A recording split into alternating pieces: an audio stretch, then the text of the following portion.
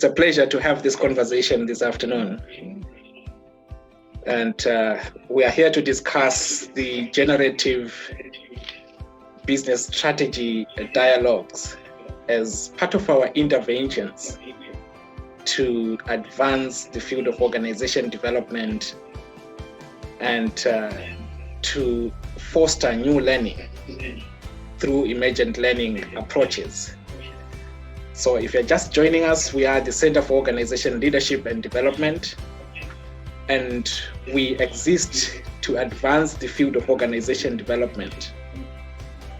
And today we are facilitating this conversation with support from Mr. Patrick Trottier, who is in Canada, from the Institute of Emergent Organizational Development and Emergent Change. And we also have Dr. Dotun from Nigeria, who is the Vice President of the Organization Leadership and Development Network, and is also the Director of DB Consulting in Nigeria. I also welcome Yvonne Kanjanda, who is a member of our network and works with EcoBank, Zimbabwe. So this is the Generative Business Dialogues conversation. And our focus is on contemporary business approaches in an evolving 21st century business environment. And we need to have a conversation around the different emergent techniques, different emergent approaches that 21st century organizations need to adopt in their operating practices. So most businesses today have to align themselves with the changing operating environment. And it is important, therefore, to adopt what we then term the emergent practices or the emergent techniques. So if you're joining us on Facebook, you're free to ask questions through the comment section. And those who are with us in the Zoom room can also send questions in the chat box so that we engage in an interactive session and we make this a real dialogue. So because of time, I will start this conversation with a question to Dr. Dotun. Dr. Dotun, I will ask you to introduce yourself first before I engage in this question. All right, thank you so much, Dr. Justine, and I'm very happy to be here, and I want to thank you so much for this privilege and the opportunity to be part of this theme. I want to thank Yvonne, I want to thank Mr. Patrick too for coming around to join in this conversation at a time like this when we are in a world that is emerging. And then, so it is my humble honor to be part of this intellectual gymnastics and discussion. My name once again is Dr. Jegede, and I'm the Vice President of OLDN International as well as DB Consulting. I'm an OD consultant, and I consult for organizations on area related to OD, management, and leadership. Thank you once again. Thank you. You mentioned that we're in an emerging world, and I want you to start us through with a conversation around the differences that exist between traditional business or business models and the modern business and business models. Do we have any difference there between traditional and modern? Thank you so much, sir. Let's go back a little bit to history. In 1989, there were about 20 corporations globally that came from Japan alone. And by 25 years after, less than 2 of these corporations made it to the world global corporations from Japan. And fast forward to 2010, as we began to experience the global turnaround, we began to witness tremendous changes in the world of corporations. Businesses that we used to know in the past that were top leaders, we found that they were gradually dwindling.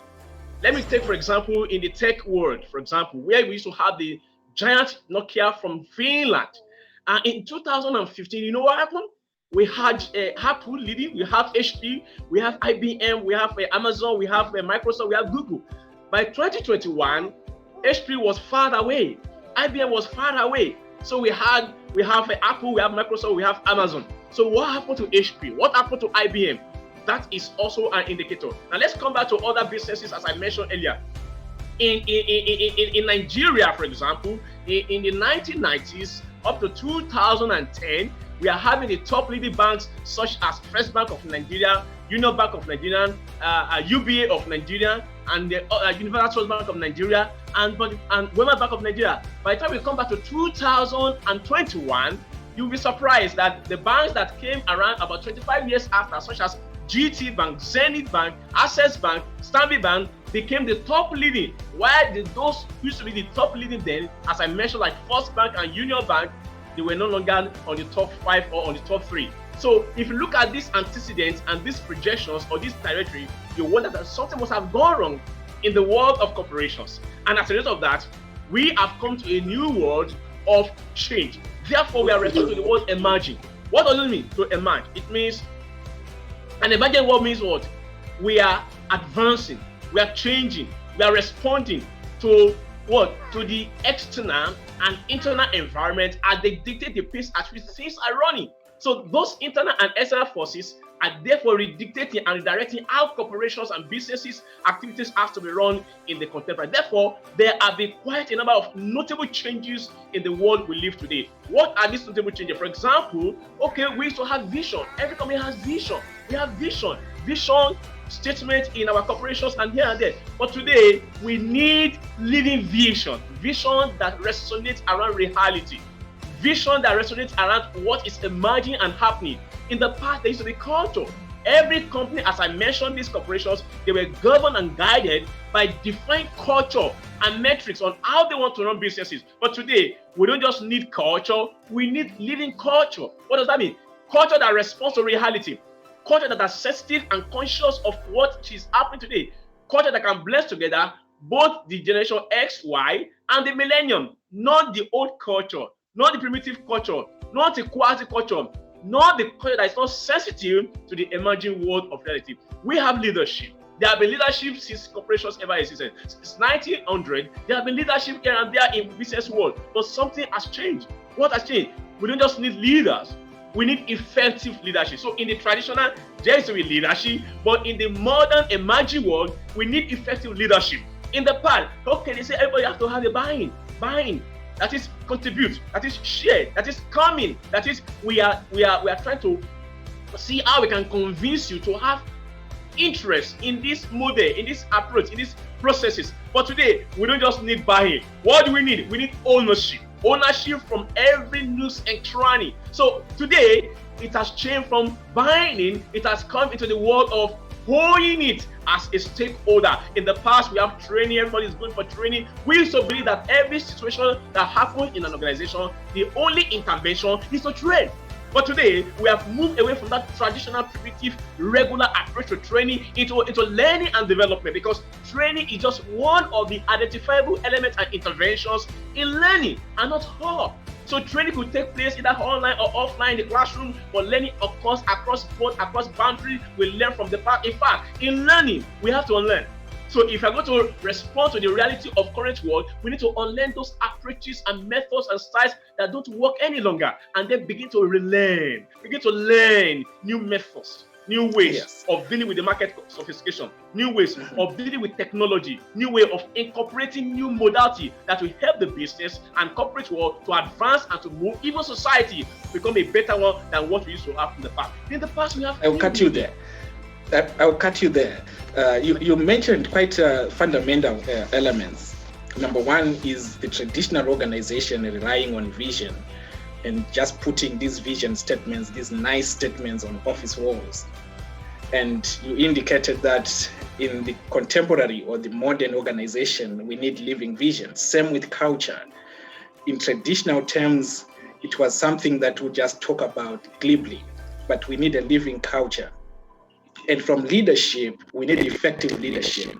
And I'll go through to Mr. Patrick to clarify, what does it mean to have a living vision, a living culture, and a leadership culture in contemporary organizations or in modern organizations? It's a big question. Can you hear me okay? Let's go ahead. Okay. Traditionally, yes, we've had a vision from the top to the bottom. And that leader, the CEO or the senior group, went around and tried to sell their vision, get buy-in. And it was a nice thing to do, and everybody listened. Then they went back to work, and nothing really changed. And then they had this shared vision of which all the managers went around and had talks with their folks. And, it was a nice thing to do. They had nice lunches, and they went back to work, and they had things to do. A living vision has changed the whole mental perspective of, it's not a vision based on the past or the future, but it's what is the vision now? And it's shifted from the issues of resistance to how do we manifest that vision every day? That's the leadership's role, and that's everybody's role. How do you give people a new experience? Because we're experiential people. That's how we learn.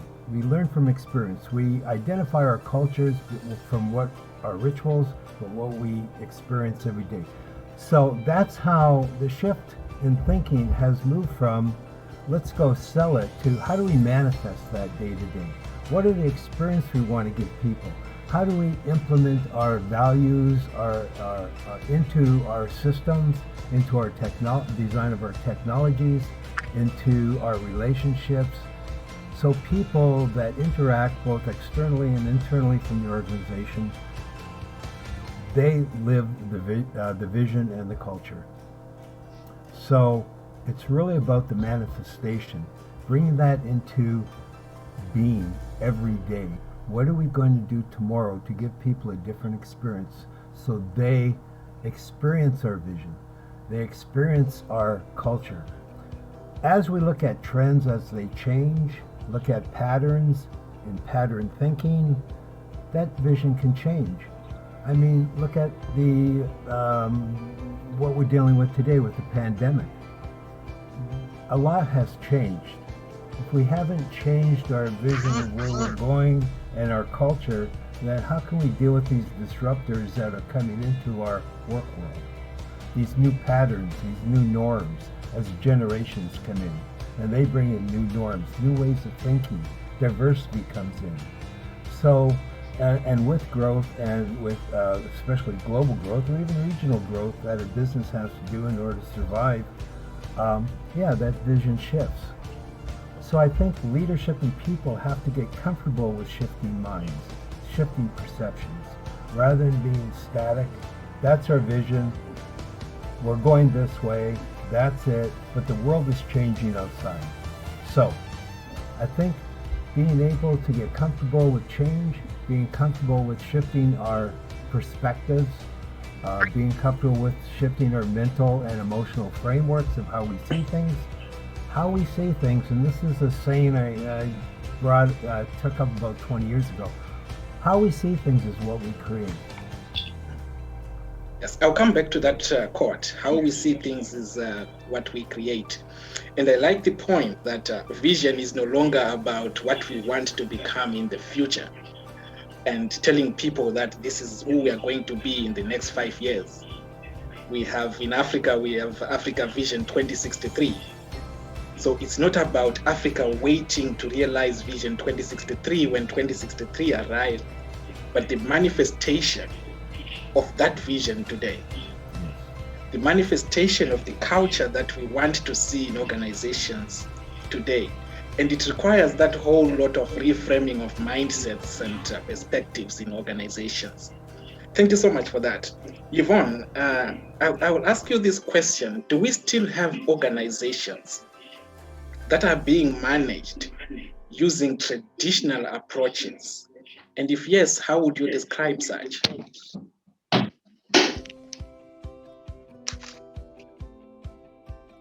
Yes, Yvonne.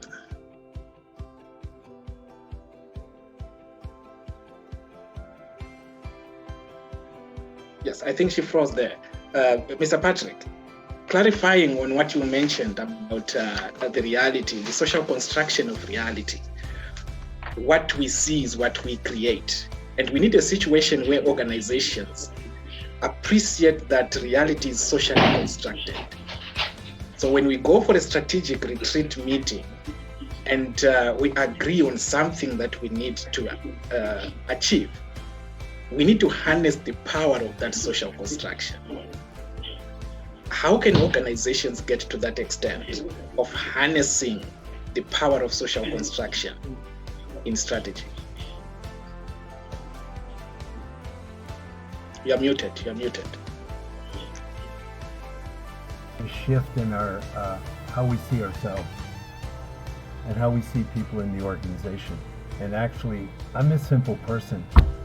See people as people, not as their role, their position, their status, their power, the hierarchy. We have to just bring it down to people talking to people in good conversations, asking good questions. So it's about, Dr. didn't mention leadership. We talk a lot about employee engagement. I think it's time that leadership engages the organization, as opposed to sitting in their offices, getting their mandates, and then telling and selling. They have to become people again, not their roles and their status. People have to know them as people. We have to have good conversations, ask good questions, so that you start seeing things differently. Thank you. I call Yvonne that is generative back. dialogue. Go ahead. Yvonne is back, and I want Yvonne to comment on that. Yvonne, do we still have businesses that operate on traditional models or traditional approaches, where someone calls him or herself a manager, put on a tie, goes in office and starts dictating things on people just because I am a manager or a leader? How would you describe traditional organizations? All right, thank you, Doc. Yeah, I think we still have quite a number of leadership who still practice traditional approaches. Remember, man cannot discover new oceans unless he has the courage to lose sight of the shore. So, in much very same way, we cannot manage strategy in the 21st century without discarding the comfortable dogmas of the 20th century. We need therefore to move from chaos to purpose, and also move from the traditional perspectives to emergent perspectives, so that we match with the current situation on the ground. Moving from problem-solving approaches to creating approaches, and also giving alternatives to match with the 21st requirements. We also need to move from reactive thinking to proactive strategic thinking, so that we manage to keep the organizations viable and also sustainable. Therefore, there are still organizations who still practice traditional approaches. Thank you. To those who are with us on the Zoom room, if you have any question, please feel free to drop a question in the chat box, and Mr. Patrick, Dr. Dotun, and Yvonne will be able to respond to those questions. Dr. Dotun, how would you respond to that question? Do we still have businesses that operate on traditional models? I understand you do a lot of consulting work where you are. All right, sir. As we look at the business world, for example, let's look at Africa, for example. As I've always said that you will agree with me that SME contribute large percentage to African GDP across a continent. And you also come to realize that one of the most difficult challenges that we are facing in Africa is because we don't have enough thriving businesses that could support employment and social activities. And what do we experience today? That many of our businesses are dwindling and are closing shops. I gave a scenario a few days ago that even the Central Bank of Nigeria has successfully closed about 107 microfinance banks in Nigeria. Out of about 250, 107 had closed shops. What are the implications and the pointer? It means there will be loss of jobs. And when there are lots of jobs, there are bound to be increase in social vices. So what are the implications for businesses? It means if businesses are run in traditional ways, one, they will not be able to respond to these shifts that are required to make mergers. Two, they will not be able to accelerate and grow in the course of able to get in more people, because when businesses are growing and thriving, it means they can certainly provide enough of employment opportunities to cater for large number of Africa as our population tends to be increasing and growing. So what are the implications, or what do we find out on the field? We find out that so many managers, so many leaders, so many business owners are still so much overwhelmed by the traditional ways. They have the traditional vision. So when you come in, all we just need is just to recite the vision and commit it to memory, rather understanding the emerging business, emerging markets, and how do you respond to this shift. What we have in the past is what has led to the death of quite a number of companies. Let me give you an example. In the past, in the 80s and 90s, we used to have corporations like Unilever, thriving in Africa, doing very well in Nigeria, and Cadbury, doing well in Nigeria. But today, the margin at which they succeed are far away from what we used to have in the 1990s and early 2000s. Why? Because the models, Tim Ford, son of Henry Ford, wrote to the father, he said the business model that has sustained us for decades are not able to sustain profitability. So if business leaders continue to work with all primitive ways, they will keep on having the same results. And that result will definitely nosedive into not able to capitalize on successes. Let me give you an example. The rise and fall of Nokia is an example, as I mentioned earlier. When Nokia came out in Finland, Nokia was thriving and doing very well. But suddenly, Nokia kept on using and rolling out its own model and could not compart with iOS and Android. But it was using what? Using Windows, which is not compatible with our ecosystem. What happened? Before Android came around, Apple are taking over the market. Android are taking over the market. Why? Because they stick to their old traditional primitive ways of operating businesses. And anyone that do that is ready to die. I give an example. About 4 years ago, Aramco kept on emerging as the top world richest corporations. 10 years ago, there was no Aramco. 15 years ago, there was no Aramco. But today, Aramco has proven itself as the top leading world global corporations. I give another example. MTN came into Africa or into Nigeria sometimes around 2010. Sorry, around 2000. Today, MTN is the second largest, richest company in Nigeria after Dangote Group. Why? 5 years ago, MTN was not there. 10 years ago, MTN was not there. So organizations who thought they have been in existence for 100 years, for 50 years, for 70 years, if they fail to shift mindset and embrace the new way of operating, they will soon go into extinction. And that is what has happened, because it starts with the business owner, it starts with leaders, it starts with managers, and then it ends up in the business ROI. Thank you, sir. Interesting, and I like that perspective because it aligns with one question that is in Mr. Patrick's articles, where he says, do traditionally structured organizations of managed control fit well with the current business environment of rapid change, chaos, complexity, uncertainty, and all which is happening around us? And I want Mr. Patrick to answer that question. Excellent. I just wanted to comment on that. And two things. Yes, the industrial hierarchical structures that we know, and putting people in little boxes and hierarchy silos, will not work, no matter what. With the rapid change and complexities of today's world, and as that rapid change and complexities get more and more and more complex and rapid. Can't do it in silos. Silos fragment. Information is passed down rarely. People are taskmasters. Leaderships aren't masters. People are fragmented. Ideas are fragmented. You have different worlds. They're not integrated within organizations. You have the world of finance, the world of marketing, the world of operations, the world of senior managers. We all live in these little bubbles, and they're not talking to each other. They're not integrated. The ideas aren't integrated. The results aren't integrated. The value streams aren't integrated. Impossible. They can do a little bit. So we have to look at our organizations in a different way. And if the organization isn't working well, Look at the informal organization, the network that people have created in order to survive their jobs, to keep their jobs. There's a lot of information about that. And I want to get back, second point, I want to get back to business models.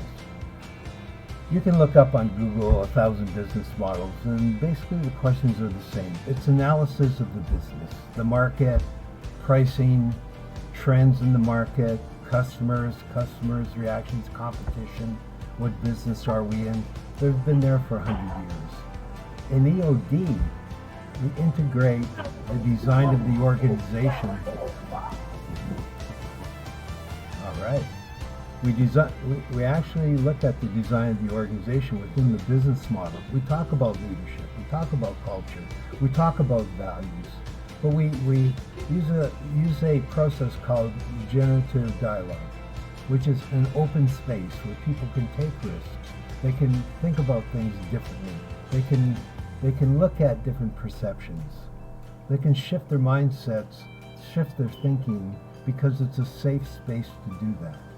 That starts in the business model, which creates a foundation and a guidance for designing the rest of the organization in order to deal with rapid change and complexity in the present and in the future.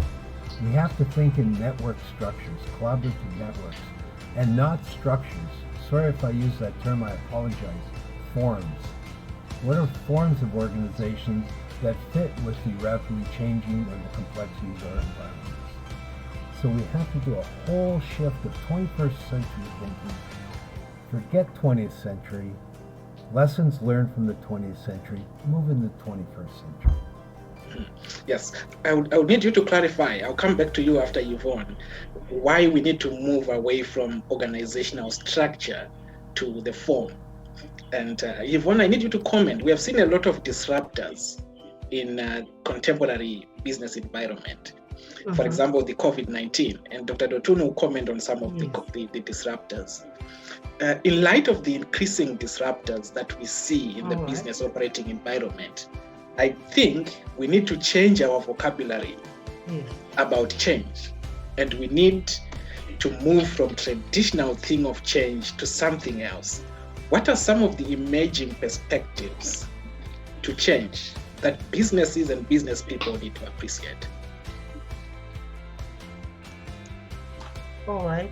I think much of our strategic doctrine comes from an industrial age in which products were fairly uniform and success was highly contingent on the ability to move around men and material efficiently. That is still important, yes, but not a source of sustainable competitive advantage. So we therefore need to call for strategic shift to embrace such the future is now, and we need to be very conscious, let the past go and move on from planning mentality to move one that integrates skills and information in an emergent context. We need to move from reactive thinking and move on to proactive strategic thinking. We need to be very proactive, very alert because of the changes. Everything is fast changing because of global warming and globalization. So we need to be very proactive and move from solving problem approaches to creating approaches. So I think we need to move with the time so that we remain active in decision making and also to be more viable and productive. So we need to move with the changing times, and organizations need to review their approaches to strategy and strategic planning, and moving away from problem solving to possibility seeking. I think is something that is fundamental for the organizations to thrive. And we see a lot of failure of imagination in contemporary organizations, especially where we come from in Africa. Serious failure of imagination when people just go for strategic retreats, come out with very interesting documents, but the documents are not transformational. on ground. And reactive approaches, it's also an indicator of failure of imagination from those who are into decision-making roles. Dr. Dotun, any comment on some of the disruptors that are evident in today's business environment? Okay, thank you so much, Doc. As we look at the impact of novel COVID alone on the ways businesses are structured, one of the most challenging disruptors is the emergence of the millennial. You see, these are people who have different mentalities and methods and approaches to business entirely. And now, if we cannot incorporate them into our new cultural diversity, we will find it difficult.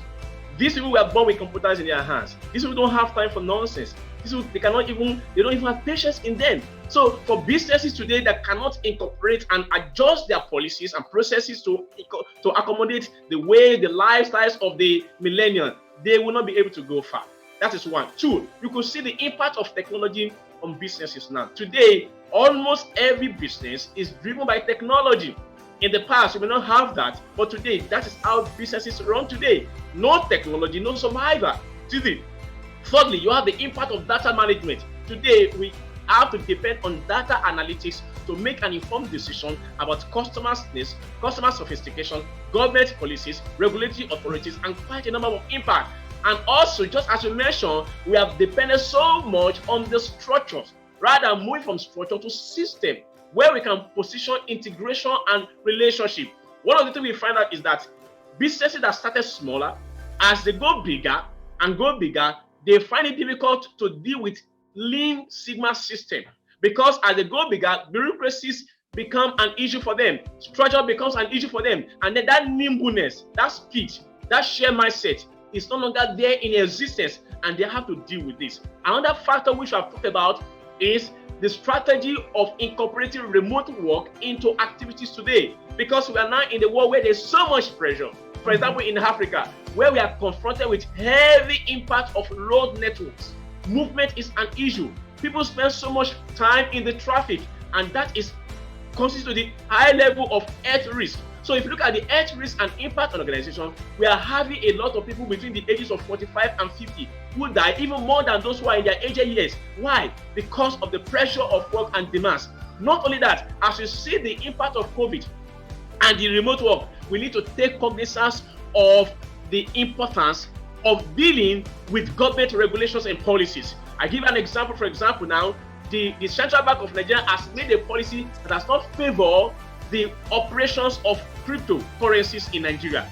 As a result of this, we are far away from the globe. We are far away from China. We're far away from other world. And because of this, the government is losing so much money. Why? Because transactions are taking place now through cryptocurrencies. Because people no longer rely on the conventional banking system to wire money to the country. So these are impacts on corporate organizations. Therefore, organizations that have moved into cryptocurrencies are able to make overseas transactions without going through the regular banking system. Whereas the government policies have not been able to allow the effectiveness of cryptocurrency transactions in Nigeria. So these are part of the changes and disruptors we need to take into cognizance. Another thing is that you see that we need to redesign all our organizational processes, because we have become slaves to our own policies and processes, because we are using policies of 1990, policies of 2000, 2010. Now we are in an emerging world. COVID has happened. It has affected quite a number of activities. So if we keep on using the old policies, old processes, we will find out that we will soon go into extinction.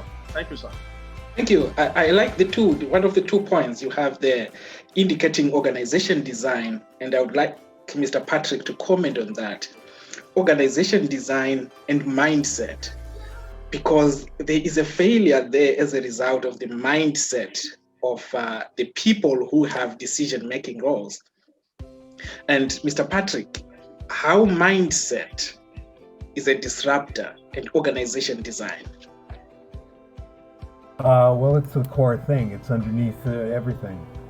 Again, how we see things is what we create. I think there are a couple of things that preempted that, and that is getting comfortable with change itself, by understanding the dynamics of change. Change isn't some foreign thing to humans. We change every day. We change our clothes, we change our our food, we change our diet, we change our hairstyle. It's natural for us to change. But in the 20th, 19th, and 20th century, they've created a fear of change, and that was part of their power base. So we have to get back to being comfortable with change, understand the dynamics of change, and that way we can work with change. We can flow with change. Change is a natural process. And so how we go about that change is more important than the change itself. So it's not resistance that's the issue, it's how we go about moving with change. So, forms, yeah. Hopefully I'm going to answer the question. There are so many different forms once we get out of the hierarchical static form. The form of the organization, the design of the organization, has to manifest itself the values and traditions and the vision and the mission of the organization. I use the word forms because it brings upon not some kind of a static structure of which we are used to. A form can change, can shift. It's dynamic. It's not caught in a box. And if we get used to that, then we can change our forms of how we work and the actual design of the organization or business process or technology in order to manifest the kind of organization we want to create. So it gives us a lot more opportunity if we think in forms as opposed to a structure. It's sort of like a house is a structure. It really doesn't change over time. But a form is more, more palatable. Yeah. It's more changing with the times. It's more changing. So it gives us a mindset that we can change and we're comfortable with change. Thank you for that. And I think colleagues who are with us here and those who are listening get an appreciation of the need to shift our mindsets from organization structures to organization forms. And it's a whole reframing of mindsets and perspectives regarding how organizations are organized and understanding that organizations are in a constant state of disorganization. And if we appreciate that organizations are in a constant state of disorganization, it changes our approaches to management, it changes our approaches to leadership. When we go into a meeting, we agree on certain interventions. The minute we go out of that meeting, there's a high possibility that the organization has shifted in terms of its dynamics. And we need then to move to the forms. And I need to move to Yvonne. I've heard a lot of people say, I can change a person. We have a lot of people who are into motivational speaking who say, Yvonne, if you come to my coaching center, I will change you. If you come to our training, if you come to our business generative conversations, we will change you. And it's something that I need to shift a little bit from that and say, we need to create space for people to reframe their beliefs, for people to reframe their assumptions and their perceptions. So as change agents or as organization development professionals or experts, whatever term you want to call yourself, how do we facilitate that space for others to reframe their own beliefs, their assumptions and perceptions? I borrow from Albert Einstein, who said, insanity is doing the same thing over and over, expecting different results. So as OD people, as human resource management professionals, how do we create space for people to reframe their perceptions, their values, their beliefs and assumptions?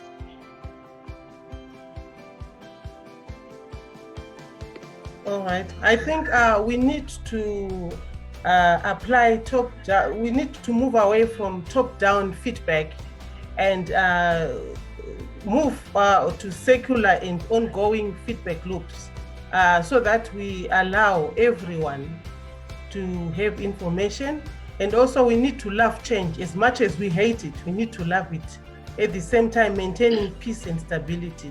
So we need to include everyone in decision making, not undermining anyone due to their lower grades, maybe gender. We need to involve everyone within the organization so that we get to make better decisions. Of top-down to secular engagement. This is an element of effective engagement from where I stand, but we still have a lot of organizations that adopt the top-down approach. And Yvonne is using a secular approach to engagement where everyone is involved in the decision-making process. And again, it's a mindset. If we are still rooted in our traditional organization structures, a leader has to make all decisions. And as such, we adopt the top-down approach. Dr. Dotun, anything to add? How to reframe people's beliefs, assumptions, and perceptions to help people reframe better? In 2000, Tesla's stock value increased by 20,000%. This has never happened before in the world of corporations.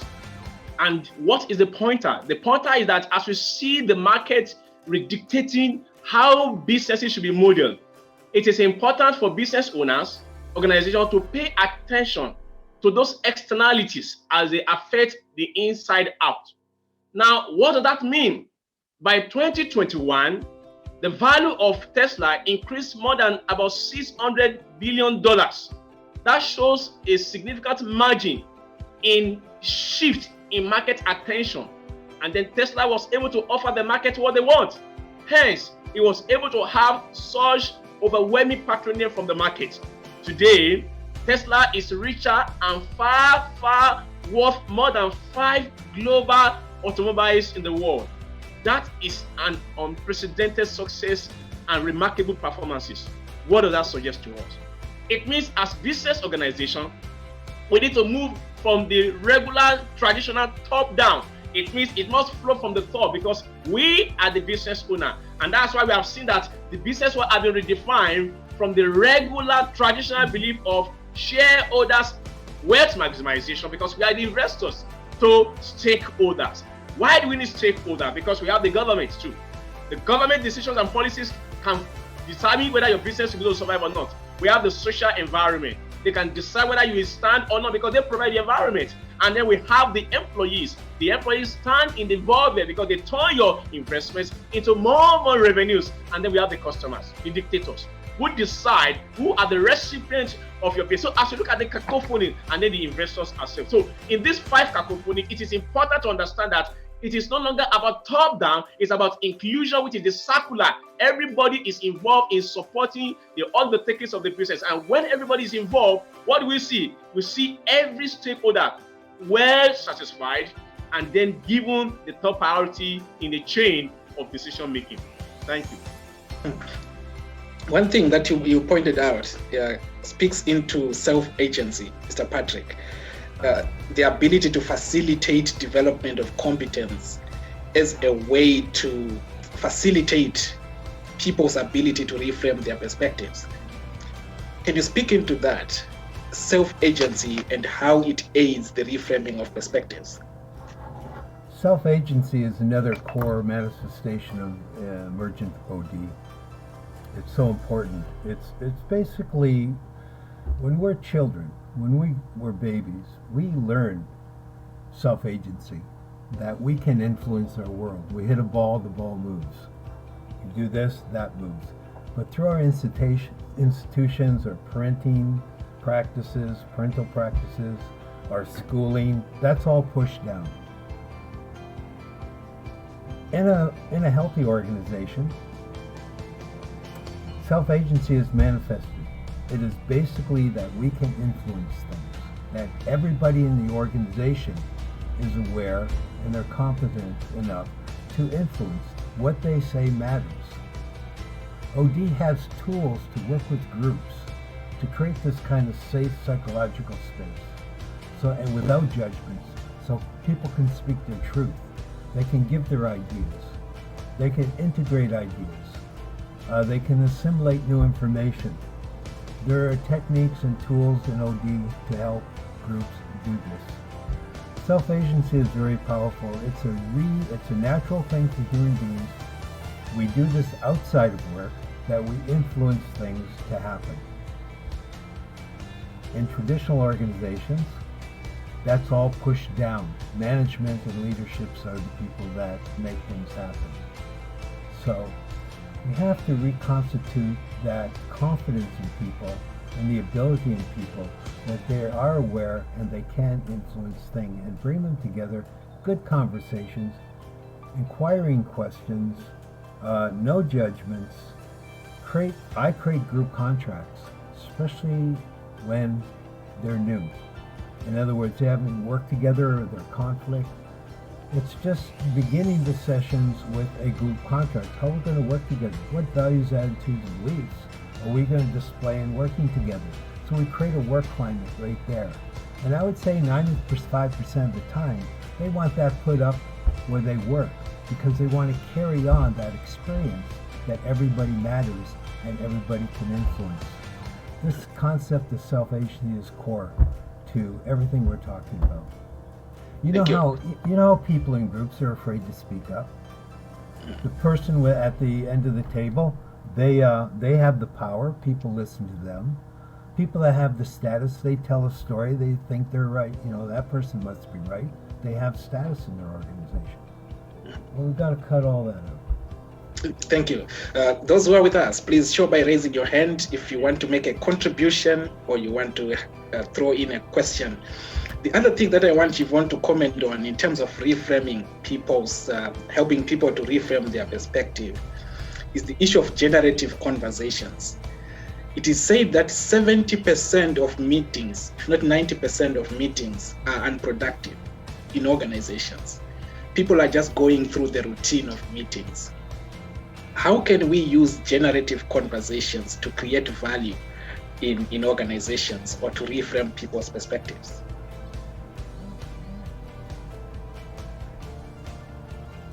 Okay, I think again we need to shift from mental frameworks and promote a climate of calm while also engaging leadership to involve everyone to participate and also to respond with timely, accurate and assertive communication from all levels of the organization. In addition, communication needs to be honest and open and also as transparent as possible to maintain credibility. The approaches should also come from a place of empathy and understanding of the different impacts, situations like these we have on people from physical to the mental. All staff also are required to be regarded most valuable assets, and also we need to look at our mission on people together. So I think we need to involve everyone in discussions, in meetings, and also to give feedback and follow through on all decisions that would have been made. I think it helps to keep everything going. Thank you. And from where I stand, I see these as basics for anyone who has a leadership role, a management role in an organization. To facilitate honest communication in an organization, it's a given. As long as you're a manager or a leader, or as long as you're a human being, you have to facilitate honest communication. But it's not happening. I think a lot of managers and leaders have attended a series of trainings on leadership, and they are told these things over and over again. Employee engagement, conversations, communication, but it's not happening. We need to understand where is the missing link, and I would ask Dr. Dotun to comment on that. Mr. Nyausaru, you have a question. Mr. Paul, then Dr. Dotun, you will respond to that. Mr. Paul.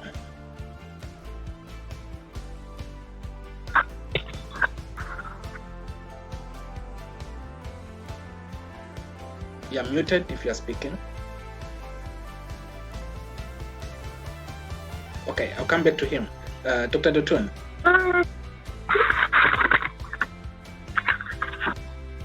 Yes, Dr. Dotun, go ahead. Okay, thank you so much. Someone asked me a question a few days ago, and he asked me this question. He said, we have talked about employee engagement sometimes, and then we talk about employer engagement as well. Now, he now asked me a question. In corporate governance codes, is there any provision for employees' representation in the board? And I said, well, I'm not sure there is anything of such. Now, he said, if there is 2 employees on the board who represent employees' opinions, who represent employees' feelings, who expresses employees' real experiences in the board. And I began to ask myself so many questions. So it is high time we started questioning the modality and the formation of board governance system, whereby employee can have an independent representatives that can disclose, share, and then make the board understands how employees feel things, and not just reliably depending on what the CEOs has to say. Now, in most of these conversations, particularly generative conversations, one of the challenges we have is that who decides the agenda? And then where are the inputs of the employees? In one of these books, John Maxwell talks about 360-degree leadership. And what it came out is that leadership can take place anywhere. It's not compulsory, it comes from the top.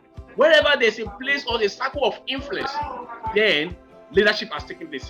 Leadership is about influence. Now, to now make our meetings and agendas and our programs and our activities more interactive, more informed, more valuable, it is important that we have to look at the matrix of how we want to drive the agenda.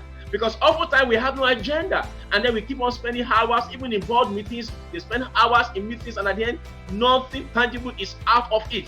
So we should be able to redesign our activities in order to ensure that we have, a decisive outcomes that can impact on the return on investments of the organizations, and then the deliberations can be cascaded into significant, impactful, and achievable metrics. That's what I think, sir. So we need to rethink, we need to reframe our whole approaches, especially for some of us who are involved in consulting, training and learning and development. We need to rethink our approaches before we go into consulting rooms or meeting rooms or training halls, and see the value of what we are doing, because a lot of what is happening out there is not producing real value. And I'll come to that question through training, Dr. Dotun. Mr. Patrick, you want to add a voice to that? Well, there's an old saying, you asked why isn't it happening when they have meetings to get into open, safe dialogues. Well, there's an old OD saying that in skillful discussion, you make a choice. In a dialogue, you discover the nature of choice. I think this goes to the perspectives of management that usually runs meetings, the leader, whoever they are. They're not people. They're playing a role. They have to challenge their own words, their own perspectives of what their role is and what they're actually doing as managers and leaders, and shift from control and manage to be guiders and facilitators themselves. I think it'd be good for them to learn OD, actually, so that they can manifest the organization and bring out the best in people, as opposed to the old manage, I control, do as I say, I'm going to tell you, we have a good discussion, but this is what we're going to do. So I move towards, rather than just leadership, a leadership culture, which is I found very successful. Because the one thing that influences the organizational culture, as we all know and behavioral science knows, and that is leadership. So instead of just competencies or analyze or here's the 12 things of leadership, we need to get together and ask about what are our values, what are our beliefs, what are our assumptions, how do we mirror the culture that we want to create, and what about a culture amongst us? How are we going to behave? How are we going to interact? What is our role? What is our function here? What are we really doing? Ask the tough questions. OD practitioner can help them based on the relationship and trust. Ask those questions. Help them reflect explore, be creative, get outside of their normal patterns, and start new patterns. That's just something I got to say. Thank you. That's why we are advancing organization development, and that's why some of us speak about it passionately, because of the value that it brings to organizations, and to shift those who call themselves leaders from acting their roles to becoming human beings in organizations. And if we just become human beings in organizations, we solve a whole lot of problems. It's amazing. Yeah. Yeah. You're muted, Mr. Patrick. You're muted. Yes, that simple change is a revolution in organizations. I've seen senior managers do what they do because they've been trained to do that, because that's just the way they've been successful in the old organization. So they've been reinforced and they've been rewarded for being directive, for being, well, I won't use the terms. And here's what happens. I get to them to identify their personal values, their family values, their community values, and then their corporate values. And there's usually a big gap. So even to themselves, they're not a person anymore. It's a function playing a role. And they have conflict within themselves as individuals, from their personal values to their corporate values. And so then we start creating congruency, and a whole lot of magic will occur. Thank you. Mr. Paul, are you there? Mr. Jamasaru. Yes, I am, Doc. I find this conversation very, very, very exciting. You know, in terms of changing our mindset from the top bottom sort of communication and reporting to a secular one. Yeah, it's quite a noble idea. But I come from a background where I'm from a parastatal. This parastatal is education related, and what is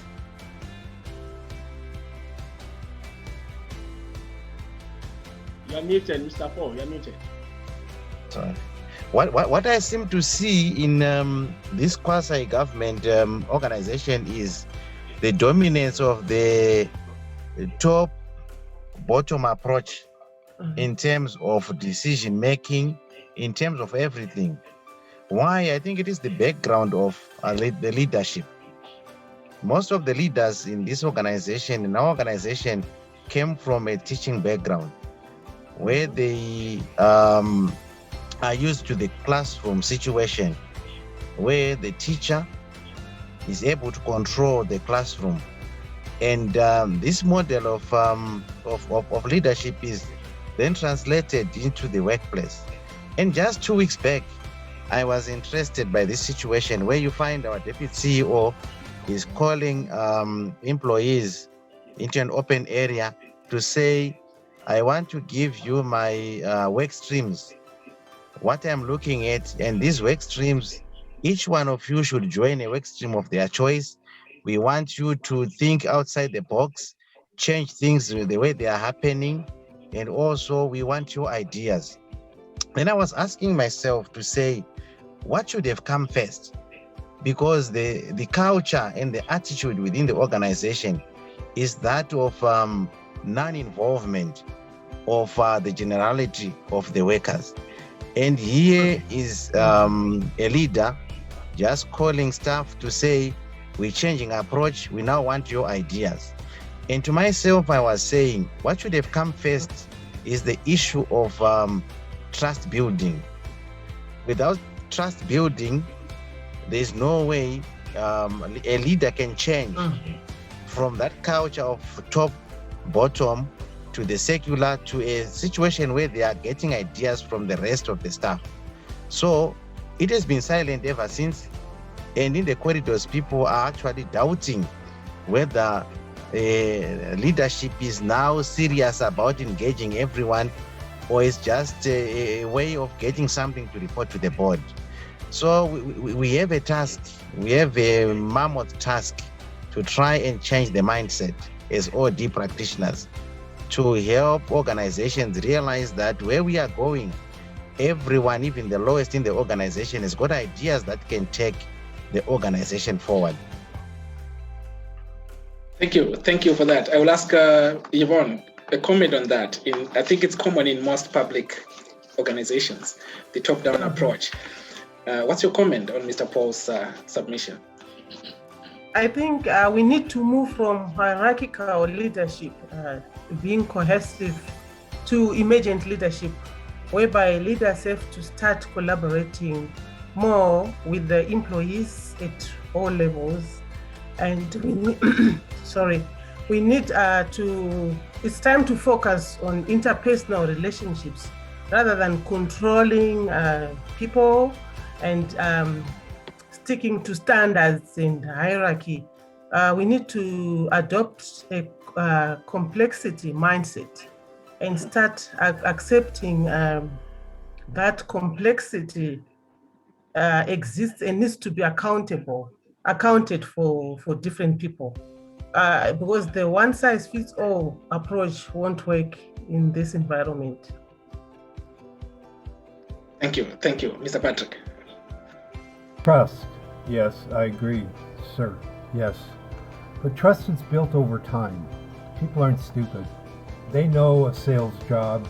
They know, here we go again. Been through this. How do we survive this new change program? We got work to do.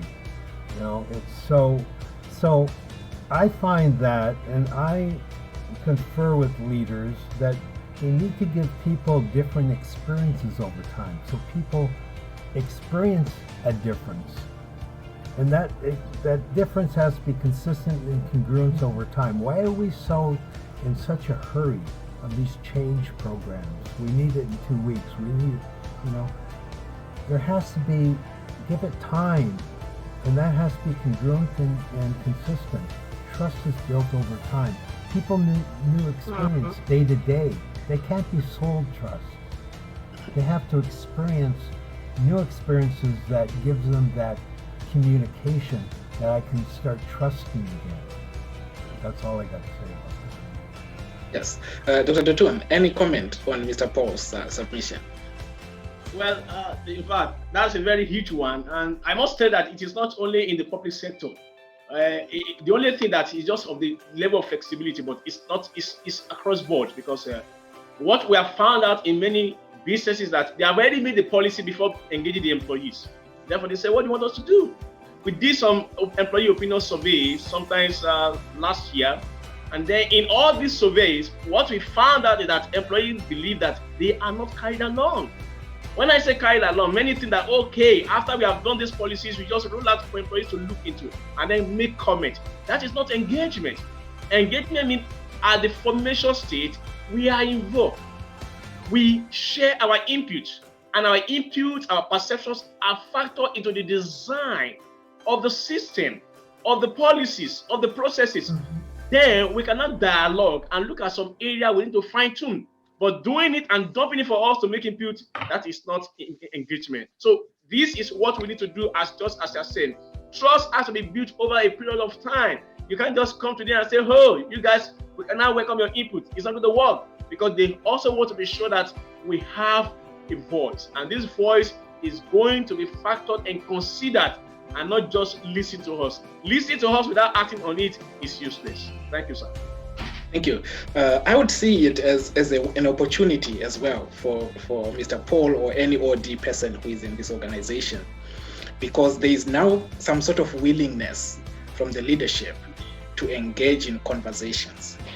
And in times like this, as OD people, we can capitalize and start good conversations with these leaders, because there is an opening to engage in conversations. And then we go through the organization design process, because there is an old OD rule which says we start where the system is. The system is not going to be perfect in an organization, but now here is where the system is. We need to start implementing changes. And we do have an informal organization that Mr. Paul pointed out, which is having conversations in the corridors. And Mr. Patrick spoke about that informal organization. In almost all organizations, if not 98% of organizations, the informal organization is dominant. A lot is happening outside the formal structure. But we now have an opportunity to engage with these leaders, capitalize on the informal organization, and build a strong radical circle to start pushing what we want in that organization. Yes, Mr. Patrick, then Dr. Dawson. Okay, one of the key things is technology. Information is the blood flow of thoughts and perspectives, and we need open systems so people can get the information the management has, or leaders have. If they want people engaged, give them information to be engaged about, so they have good thoughts. They can extend themselves. They can understand what other operations or other departments are going through. Give them finance information. Give them the marketing information. Give them the operational information. I started this in the early 90s with a big organization in California, United States.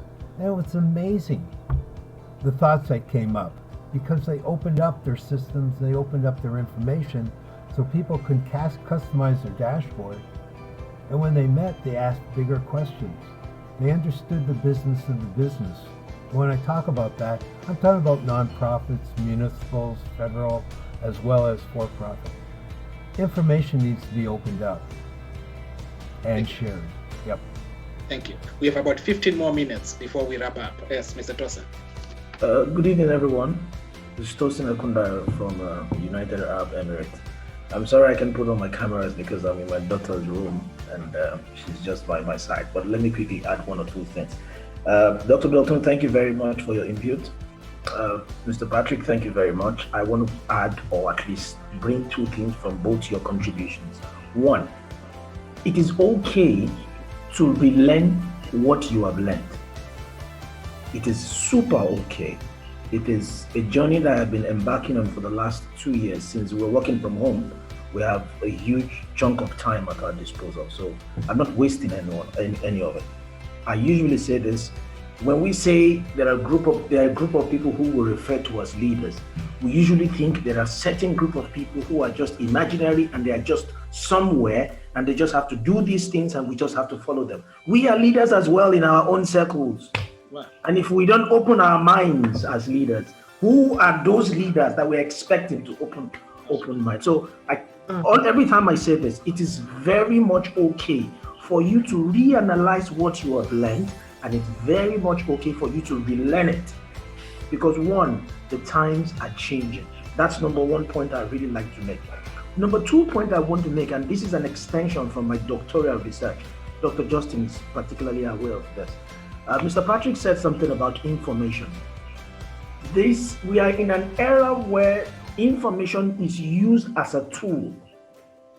Traditionally, information is just about getting people aware of events.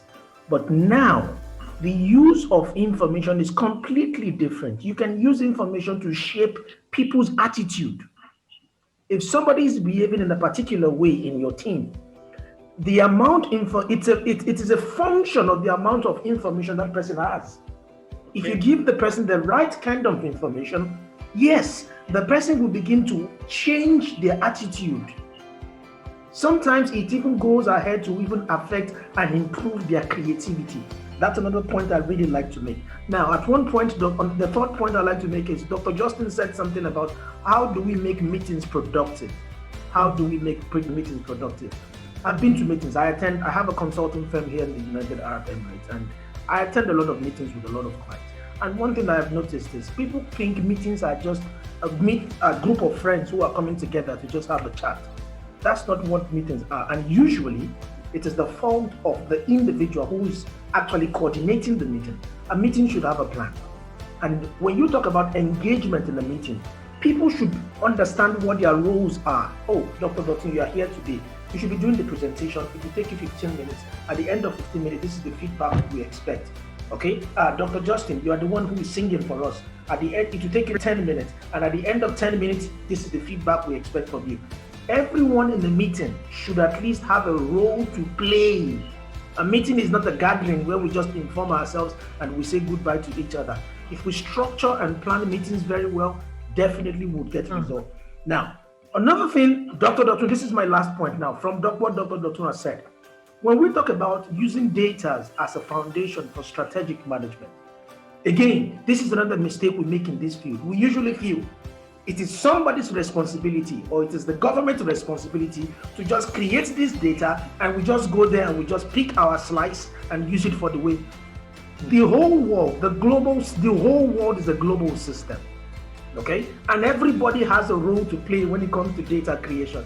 If you need data, fine, you could get data secondarily, but you can also create data primarily. You could be the one who is actually creating the data. One mistake we all make is everyone who needs data, how much of it have we created ourselves? And yet you want somebody else to just create the data and make it readily available for you. It is a collective role that we all have to play. The amount of data you have to collect, how you need to make it available for the industry to make use of, is exactly a leadership role that you're trying to put in place for somebody else to do the same. That's my contribution. Thank you very much. Thank you. Two themes that I want to tackle before we close in about 10 minutes. Number one, Dr. Dotun, you mentioned when we started that in traditional models, training is believed to be an ideal intervention. Yet we fail to see or experience its expected transformative power. Where is the missing link? Okay, thank you so much for that. First and foremost, I want to thank Dr. Justine for that overwhelming input and contribution. Thank you so much, and thank you for buttressing the point. This is well appreciated. Yes, as already said, where is the missing link? Because there is this traditional belief that everybody who has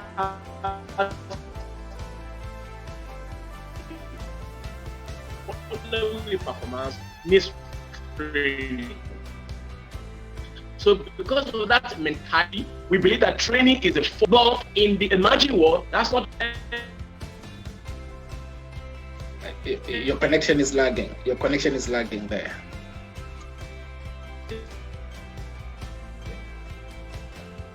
Yes, your connection is lagging. I'll come back to you on that. Mr. Patrick, yes, go ahead. Okay, and we've talked about this, and that is basically technical training is great because it's a cause and effect, a linear process. Do this, do this, do this. Because that's what's the outcome of learning? Okay, hello? Sorry, your connection was lagging. We could not hear anything. Yes, Mr. Patrick, go ahead. Okay, there's a huge difference. I mean, you train animals, Skinnerian, stimulus response, blah, blah, blah. They're trained, you know. People develop over time. And emergent learning is a critical aspect of people developing over time. So they learn in their own ways, on their own, you know, someone may go to A to C to D to E, another person may go to F to G to C. They have their own journey of learning. They need that information, they need that form of learning so they can manage their own learning as they need to develop. So huge difference between development and training. People develop over time. Training is basically an SR response, which we can apply in technical fields mainly. Yeah. Okay, thank you. Because of our time, Yvonne, I wanted Dr. Dotun to also respond to this question on what is emergent learning and what are some of the key elements in emergent learning.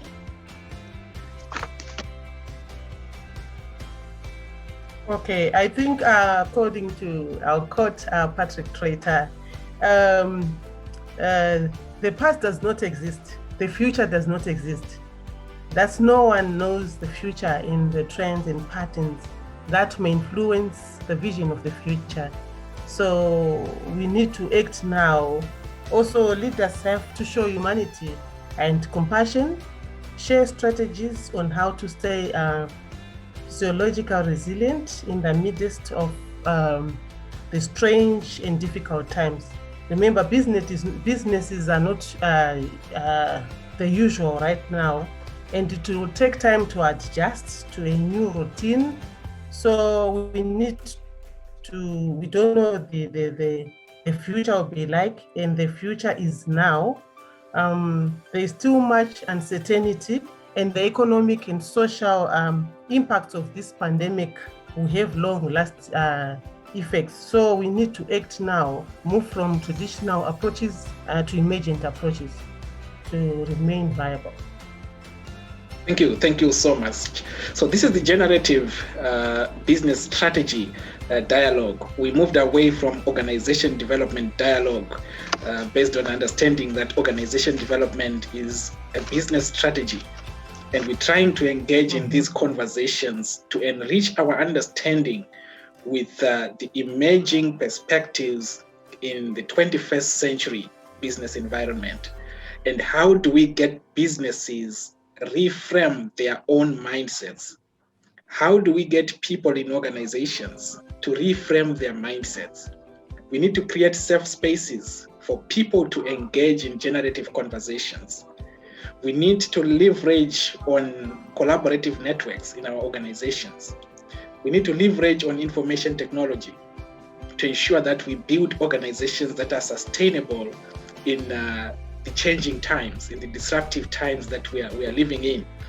We also need to learn about change and adopt pattern thinking, studying trends and understanding these trends and making informed decisions in our organizations. We also need to adopt whole system methodologies, whole system thinking in the way that we do business, in the way that we develop our business models in contemporary times. Dr. Dotun, you were speaking about training, and then I'll go around as we take the closing remarks. Your comment. Thank you so much. As I said earlier, we believe so much as that training is the only interventions for learning. Whereas that is not true, because the impact of training is to bring learning. And so when we're able to generate this impact of learning, we impact our businesses as individuals, we build individual competencies, and we build corporate capabilities, and then we're able to add value. But what we find out in traditional learning is that every non-performance, poor performance is greeted with training as an intervention. No. 2, everybody that is not doing well, and as a result of performance outcomes, we have to wait for performance outcomes to say, okay, performance appraiser says you are not doing well here, then you have to go for training. But in the modern learning, that is not it. Why? Because we are looking at how do we optimize capabilities through other interventions. For example, this guy doesn't even need a training. All he needs is to reorientate himself. 2, this guy does not even need training. All he needs is to go for some mentorship. This guy does not need training. All he needs is just a period of coaching. This guy does not even need training. All he does need is to understand how to operate in the new world. For example, Dr. Tosin mentioned of unlearning. Have we ever sent someone to go for training to unlearn? Because we need to unlearn certain things. For example, we are used to the traditional ways of documentations, and now we are in the world of SAP, we are in the world of Oracle. Has he gone to learn how to use that and stop the way he uses things? So these are part of the intervention that we need from the traditional training that has to come after performance appraisal and evaluation. So when we come back to the new way of learning and relearning and unlearning, we'll be able to impact this on development. 1, we build individual competencies, not the old competencies, but the normal new competencies required to foster and to flourish in the current world. And 2, we build corporate as a system with new ways of doing things. Let me give you a final example. Do you know what happened? In 2019, we used to have the gate.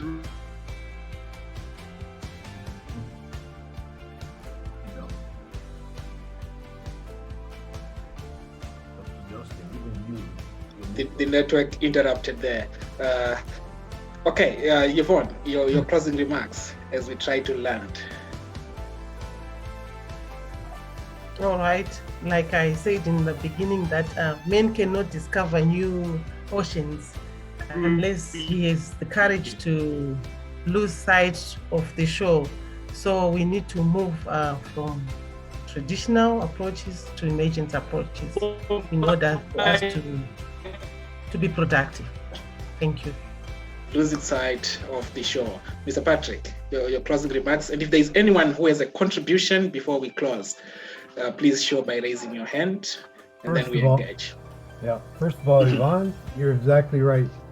I have that saying up there on a poster right on my wall above my desk.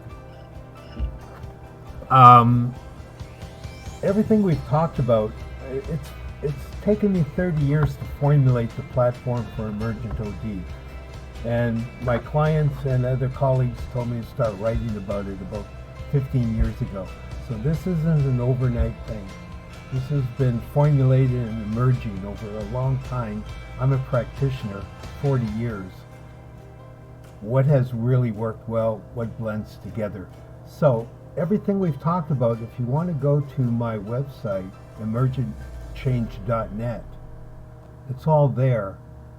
The other thing is, Emergent OD will continually to emerge. It's not a static model, as they say. Hopefully in 10 years, people will contribute to it. It'll evolve, it'll emerge, be much different as we learn, as we all learn. I'm still learning. I don't know have all the answers. I don't even have all the questions. I'm just exploring, and that's what emergence is, to explore and to create.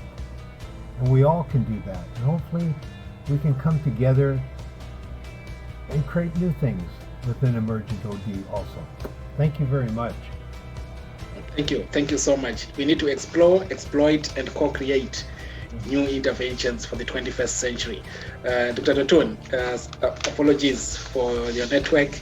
Your closing remarks as we land.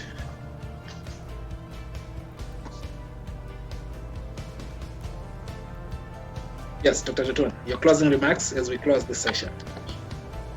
Thank you so much. The business model that has sustained profit.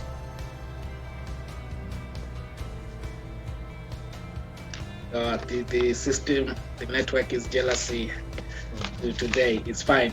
So thank you so much, everyone, for engaging with us on this dialogue. The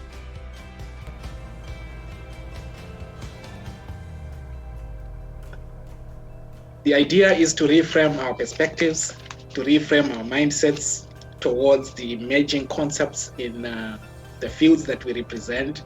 And the discussions that we have applies in all fields. It's not something that is only specific to organization development people. It applies to education.